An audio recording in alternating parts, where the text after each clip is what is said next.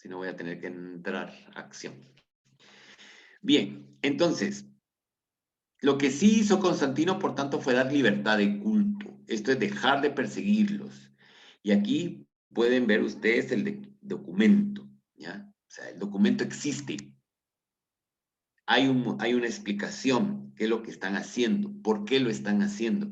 Pero en ningún momento dice, yo voy a meter mano, yo voy a decir cómo van a creer, yo, no. Y lo recalco, porque es una de las ideas que constantemente se repiten y se toman como total verdad absoluta, donde es eso. Y de lo de judeocristiano, que ya se los he desmontado en las clases anteriores, es una constante y que nadie ni parpadea ni sospecha. En un mundo tan crítico, eso se queda como verdad absoluta y nadie la cuestiona. Bien, enfrente de ustedes tienen dos documentos sumamente importantes. Uno es el Edicto de Milán, que es el Edicto de Tolerancia. ¿Ya? Ese es el Edicto de Tolerancia.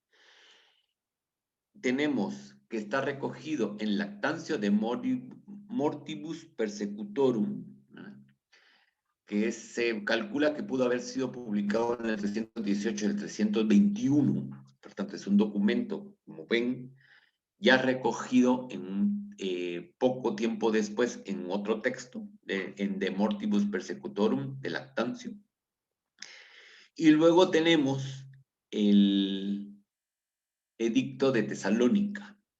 Por medio del Edicto de Tesalónica, Teodosio, el emperador Teodosio, en el año 380, va a declarar única religión del Estado el cristianismo. Y dice, queremos que todas las gentes que estén sometidas a nuestra clemencia sigan la religión que el divino apóstol Pedro predicó a los romanos y que, perpetuada hasta nuestros días, es el más fiel testigo de las predicaciones del apóstol, religión que siguen también el Papa Dámaso y Pedro, obispo de Alejandría, varón de insigne santidad, de tal modo que según las enseñanzas de los apóstoles y las contenidas en el Evangelio, creamos en la Trinidad del Padre, Hijo y Espíritu Santo, un solo Dios y tres personas con un mismo poder y majestad. Ordenamos que de acuerdo con esta ley, todas las gentes abracen el nombre de cristianos y católicos. Católicos son todos, acuérdense, este es un término griego, declarando que los dementes e insensatos que sostienen la herejía y cuyas reuniones no reciben el nombre de iglesias han de ser castigados primero por la justicia divina y después por la pena que lleva inherente el incumplimiento de nuestro mandato, mandato que proviene de la voluntad de Dios. Si ustedes leen, que no nos va a dar tiempo a hacer esa relación del edicto de tolerancia, donde se dice una cosa, a este edicto de Tesalónica, donde vemos el cesaropapismo plasmado en estas letras, y si comparamos que es del 313 al 380, nos damos cuenta que en un corto periodo de tiempo se desarrolló de tal manera la teoría católica que aquí ya vemos primero que da primacía a Pedro como obispo de Roma, le reconocen como cabeza, el emperador, y luego ya establece penas para los que no se conviertan. Y entonces empezará una persecución ahora a la inversa, porque se empezará a perseguir paganos. Paganos viene del término pagos, pagum, que es campo, campos, la gente que vive en el campo, ¿ya? Son los paganos, de ahí viene el término, porque en el campo van a perdurar las prácticas religiosas anteriores al cristianismo. Lo veíamos en clases anteriores, el cristianismo tendrá su mayor expansión primero en las zonas urbanas. A partir de aquí empieza entonces la expansión del cristianismo en las zonas rurales. Bien, aquí tenemos documentos válidos, constatados, vistos y recogidos y citados en distintas fuentes, por tanto no podemos dudar de su autenticidad. Ahora, junto con el Edicto de Milán, y en su momento ni Constantino ni Teodosio en el 380 hacen alusión a lo que en la Edad Media se construyó y es un documento que va a estar contenido en un texto denominado el Pseudo Isidoro, documento que se atribuye a que fue firmado por Constantino y el Papa Silvestre, por el cual Constantino dona el orbe al Papa. Y usted, perdón, y ustedes no saben los conflictos jurídicos que suscitó el que se hiciese ese documento falso. No hubo tal donación. Ahora, ¿por qué ustedes se preguntarán? Yo afirmo que no existe tal documento porque no existe citado en ningún texto antiguo, ni contemporáneo, ni próximo a que se hayan sucedido estos acontecimientos.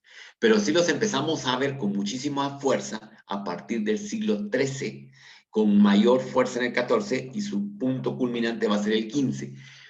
Este documento falso de donación es la base jurídica de las bulas Intercetera 1 y 2. Para las historiadoras y los historiadores saben la importancia que tienen estos dos documentos, las bulas Intercetera 1 y 2. ¿Cuáles son? Y lo voy a decir así rápido para que no nos quede en el aire por si alguien no lo sabe. Son la bula de división del mundo entre el reino de Castilla y entre la corona de Castilla y el reino de Portugal. Y el 2 es la donación de lo que hoy es América a la corona de Castilla. Pero el fundamento es esto. Y las dos grandes incisiones en el siglo XVI del cristianismo, que son el luteranismo y el anglicanismo, derivan de las consecuencias de la aplicación de esta teoría de la donación. En el caso de Inglaterra, la teoría falsa de la nación nos llevará a una teoría que es la teoría de la ínsula. Las islas, por estar fuera del continente, eran propiedad total del Papa, no entraban dentro de la donación. Y por eso es que vamos a tener que las iglesias en Escandinavia y en Inglaterra pagaban un impuesto distinto al resto del continente. ¿Por qué Escandinavia? Porque en ese periodo se creía que Escandinavia era una isla, no una península. Y en el caso de Alemania van a tener un peculio que tienen que dar a Roma mayor que los otros porque, como lo veremos en otra clase, más adelante el Papa le ganará al emperador. Vamos a entrar a ese conflicto político que es sumamente interesante. Entonces, este documento de donación, este sí es falso y tuvo muchos efectos jurídicos, tan así que repercutieron en el desarrollo histórico de estos países, ¿ya? Hasta el siglo XIV nadie dudó de la autenticidad. Nicolás de Cusa, en el 432 al 433, lo consideró apócrifo. Fue el primero que dijo, no, miren, aquí está pasando algo. Lorenzo Valla, en el 440, razonó su falta de autenticidad para defender al rey de Nápoles contra el Papa Eugenio IV. Empleó argumentos filológicos, históricos y psicológicos. Desde el siglo XIX nadie duda de su falsedad. A partir de ahora todos sabemos que es falsa. Y se dio otra teoría. La soberanía política de los papas provenía de los tratados de Pipino y Carlomagno con los papas Esteban II y Adriano I. No existieron tampoco. Pero todos estos argumentos sirvieron para mantener la supremacía papal durante la Edad Media, que va a estar cuestionado, como pudieron ver ustedes, en el Renacimiento. Este documento, los primeros inicios los empezamos a ver en el siglo VIII. Y en él, un aparente recién converso, Constantino, entrega el gobierno temporal sobre Roma, Italia y el occidente al Papa Silvestre I. En la Alta Edad Media, este documento se utilizó para aceptar las bases del poder temporal del Papa de Roma y es motivo de conflicto entre el Papa y el emperador.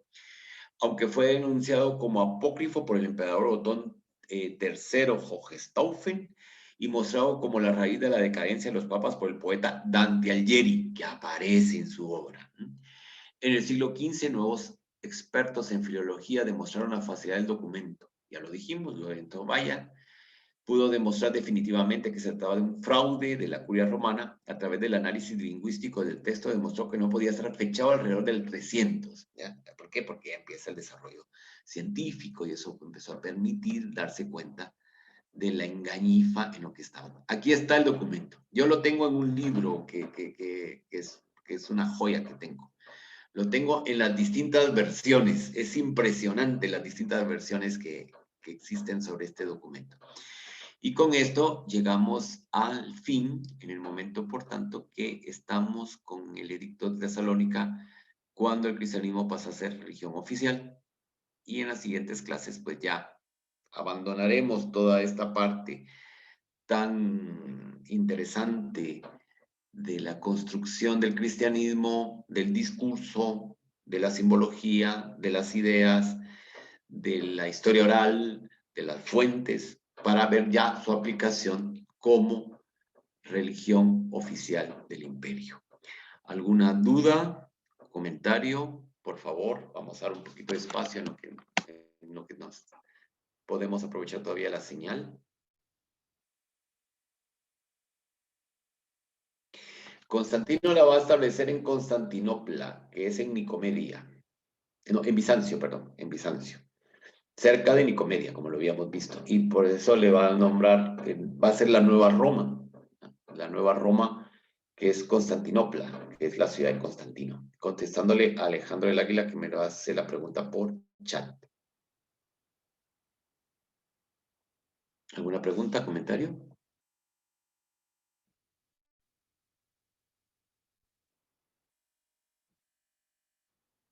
O a lo mejor ni estamos conectados si yo sigo hablando. Pues aquí están todos.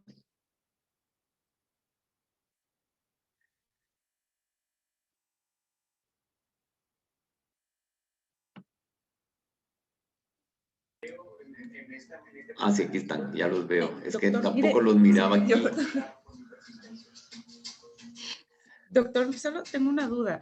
Por favor. Para ese entonces, a pesar que el cristianismo ya estaba bien establecido, bien desarrollado y hasta pues aceptado, habían todavía escuelas estoicas. Sí, hasta cuando empieza a aplicarse el edicto de Tesalónica, es cuando se empiezan a desmantelar todas estas. Todavía había culto a Artemisa en Éfeso, por ejemplo, Atenea. Entonces todos los templos se empezaron a desmontar. ¿Y qué hicieron en esos templos?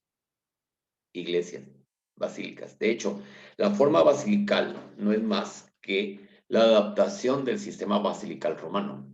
¿Ya? Si ustedes van, por ejemplo, a las termas de Magencio en Roma, se dice, las termas de Magencio son forma basilical, y ustedes entran y sí. Santa María la Mayor también está enclavada dentro de una anterior basílica romana. Natalia, ¿cómo fue el proceso de aceptación ante refutar el documento que llevaba siglos sin ser cuestionado? ¿Cómo fue el proceso de adaptación? Pues el proceso de adaptación, Natalia, se va a empezar a dar cuando los reyes se dan cuenta que como ya no existe el documento, el Papa no es su superior y entonces pueden hacer lo que quieran. ¿Ya?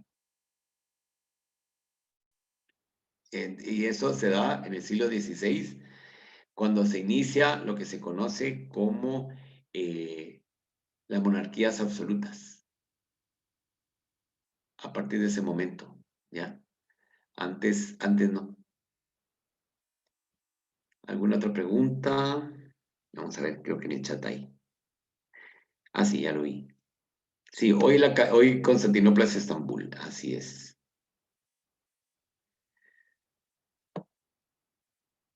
Bueno, Doctor, tengo otra, disculpe. Solo voy a contestarle a Natalia que está aquí en el chat. Sí, tiene influencia con lo que pasó en el siglo XVI, Natalia. Enrique VIII, Lutero, la misma monarquía castellana, la forma en que manejaron la iglesia en América, pero eso va a ser hasta el siglo XVI. Acuérdense que es en el siglo XV que se empieza a detectar que el documento era falso y por tanto su aplicación ya, cuando ya no le hacen caso, va a ser en el siglo XVI. Sí, por favor, Ángeles. Bueno, sí, me llama la atención en este caso que tanto se ha escuchado hablar también con respecto a la intervención que tuvo la mamá de Constantino, ¿verdad? Elena, en el cual ella, pues, fue a realizar una especie de investigación con respecto a los vestigios que se utilizó para la crucifixión, ¿verdad? Esto, doctor, ¿qué tipo de incidencia tuvo, digamos, o influencia para fortalecer el actuar de Constantino? ¿O esto fue lo que motivó? Vamos a ver, obviamente que Elena tenía mucha influencia en su hijo. Y acuérdense que Santa Elena es una de las tantas patronas que tienen los arqueólogos, porque los arqueólogos tienen como 6 días de celebración en el año, porque está el día de Santa Elena, el día de la invención de la cruz, el día de la exaltación de la cruz, el día del arqueólogo guatemalteco, el día del arqueólogo universal, o sea, tienen como 6 días. Y efectivamente, eso tiene una incidencia bastante fuerte. También se considera que gracias a esta intervención de Elena, su madre, es por lo cual se llegó al edicto de Milán también. O sea, todo facilitó. A lo interno de su casa tenía una madre cristiana, a lo externo tenía presión de los cristianos y por tanto eso nos va a llevar a esto. ¿Alguna otra pregunta?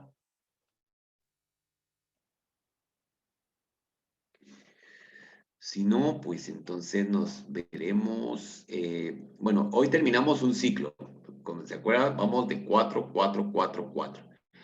Entonces yo les propongo que pudiéramos descansar el siguiente martes y nos volvemos a ver dentro de 15, que ya empezamos un nuevo ciclo, que ya va a ser la parte precisamente de las grandes discusiones teologales, de la conformación, digamos, de la construcción del discurso. A ver, aquí hay una mano levantada. Es que no tengo. Por favor, Javi. Doctor, ¿cómo está? Buenas noches. Buenas noches. Yo tenía una pregunta, si Constantino tiene alguna veneración como santo dentro de la Iglesia Católica. Tiene veneración de santo en Oriente. En las diversas Ortodoxa. iglesias ortodoxas, Constantino es santo. En el occidente no. Se le reconoce que hizo el edicto de Milán, que ayudó para que poder combatir la herejía al momento de facilitar tanto el concilio de Nicea como el de Constantinopla. De ahí viene el famoso credo niceno-constantinopolitano, que parece un trabalenguas, pero no se le reconoció santidad alguna. En el Oriente sí. Ahí sí es santo, San Constantino, emperador. Muchas gracias. Ahí. La misma situación ocurrió con la mamá de él, en doctor, porque yo en recuerdo que en Occidente sí algún es momento santa. usted... En ya. Occidente es Santa Elena. Por eso le decía, Santa Elena es patrona de los arqueólogos, porque se considera que es la primera arqueóloga. ¿Por qué? Porque ella fue a Jerusalén a excavar para encontrar dónde estuvo sepultado Jesús, dónde estaba el Monte Calvario, y lo que van a encontrar ahí es lo que está resguardado en la iglesia de Santa Cruz en Jerusalén. Están las espinas, están las piezas de la cruz. De ahí vienen estos relicarios que ustedes pueden encontrar en muchas iglesias, que son las lignum crucis, ¿verdad? Astillas de la cruz.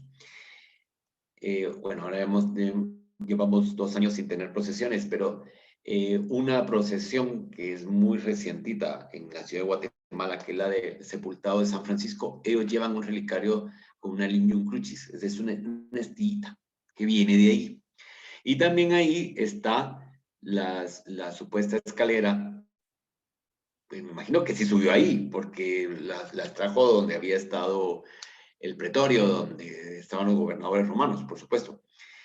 Y esa escalera, que es la escala santa, tiene unas ampollitas donde supuestamente cayeron la sangre de Cristo. Entonces la tradición antes de la pandemia es que usted subía Inca y besaba esas ampollas. Después de la pandemia yo creo que eso ya no se va a volver a hacer.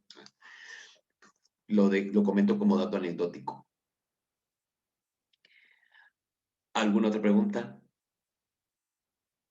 Si no, pues muy buenas noches. Estar pendientes del chat para cuando retornemos después de un martes para digerir y para poder repasar, si ustedes quieren. A lo mejor quedaron unas cosas que no entendí y tal, entonces las repasan. porque ya dentro de 15 días ya nos vamos a complicar más la existencia. Les quiero agradecer su constancia. Seguimos prácticamente siendo el mismo grupo que ya quedó después de la euforia inicial, como suele pasar. Y les espero entonces dentro de 15 días. Que pasen muy buenas noches y que descansen. Buenas noches.